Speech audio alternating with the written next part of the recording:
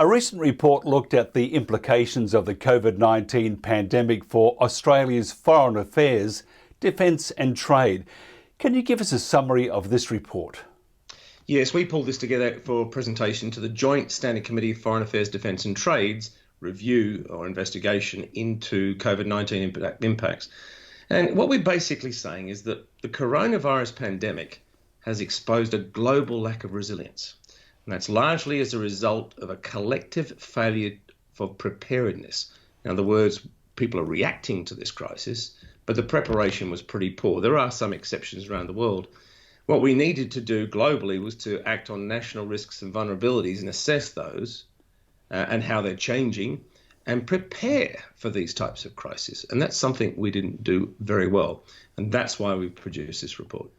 Tell us about the Henry Jackson Society report of 14 May 2020, Breaking the China Supply Chain, how the Five Eyes can decouple from strategic dependency.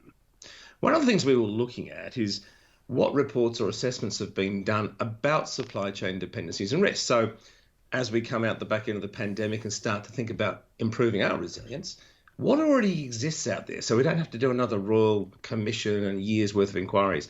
A couple of interesting reports. One of them was this Henry Jackson Society report from the UK in May of this year.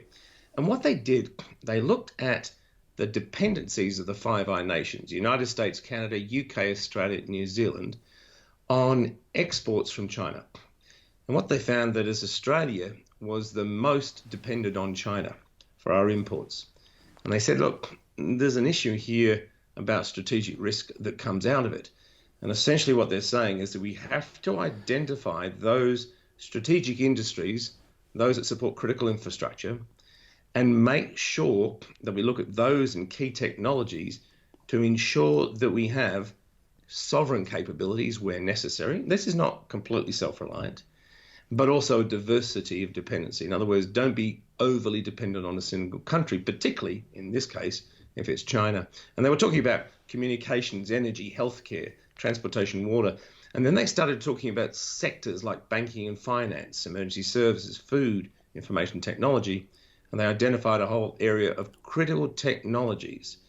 And they said, these are strategic because they provide a significant technological and economic benefits to the countries that lead in them.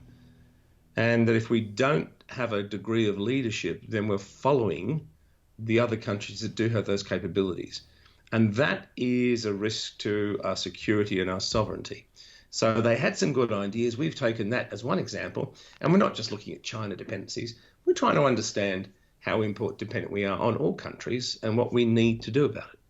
Other than Australia, to what degree are other countries in the Asia Pacific, including the US, exposed to supply chain disruption and overdependence on China? Well, again, out of this report, the US and New Zealand were part of the countries looked at there, and they've got concerns. But because of what's come to light, particularly in the pandemic, medicine supplies and medical equipment like masks and ventilators and all this sort of stuff, the Americans were looking into this in the middle of last year before the pandemic. And they said that their dependence on China for medicine and medical equipment was a national security risk because so much of their supply was coming from China. Essentially, the pharmaceutical industry and these other areas had migrated to China because of lower manufacturing production costs. But what they hadn't kept an eye on is, okay, well, how resilient is that? How secure is it if there's a problem? And as we've seen in the early stages when China's industry shut down, the flow-through effect was quite significant. And we've seen this sort of every man for themselves approach around the world, grabbing whatever masks, ventilators they can, trying to secure medicines, Americans buying up this antiviral drug of the world's supply. So they're aware of the problems, and it's a pretty common one because we've allowed market forces to take manufacturing and production to where the lowest cost is. But in a crisis, that low cost comes at a very high price. How susceptible is China to supply chain disruption? Oh, they will be. They are significant oil importers, but they've been rapidly building up their strategic oil stocks. I think they've gone from about 350, 360 million barrels, and they're heading towards 600 million barrels of oil. So they are bringing a lot of that in. But one thing that is a bit different for China, they have thousands of Chinese flagships. So they can send their own oil tankers to the Middle East to get it or wherever they need to go. So they have the transport mechanism to deal with that. And as we're now seeing, they're stockpiling a lot more than they did in the past. Aside from strategic industries that should be protected, what is being done to protect our food, water, energy, health, education and communications from serious disruption in the face of disaster or pandemics? In a disaster case, there's a really interesting study that came from the Home Affairs Department, and they published a report back in 2019, I think it was. So, sorry, 2018.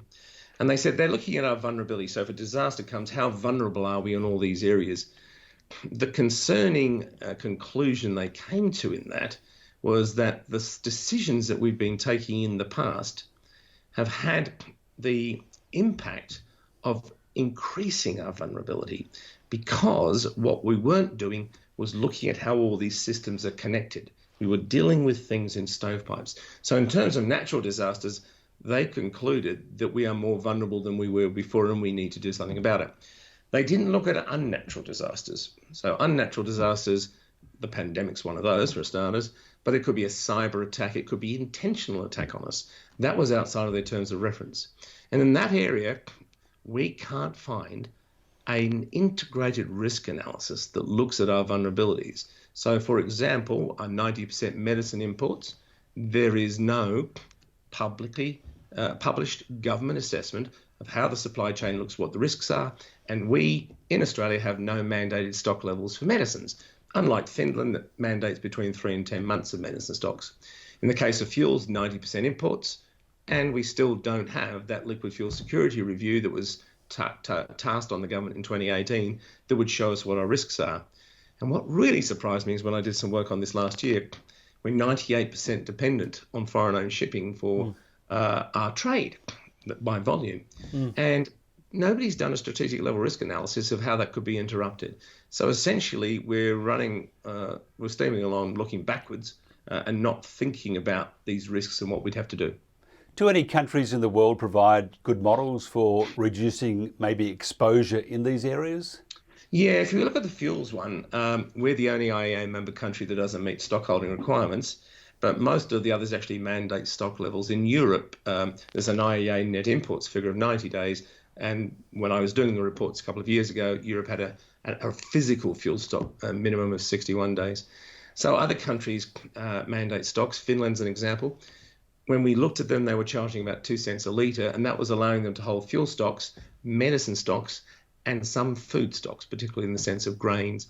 So there are other countries who take a lot more conservative, precautionary approach. They're more prepared than we are. So we've been very good at reacting to the coronavirus and the great initiatives from the Prime Minister to have the federal state government work so closely together. And we've seen industry and the workforce work close together. So intensive reaction, great. But we haven't prepared for it. So that makes handling the crisis all that much more difficult. John, thank you very much. You're welcome, Mike. My pleasure.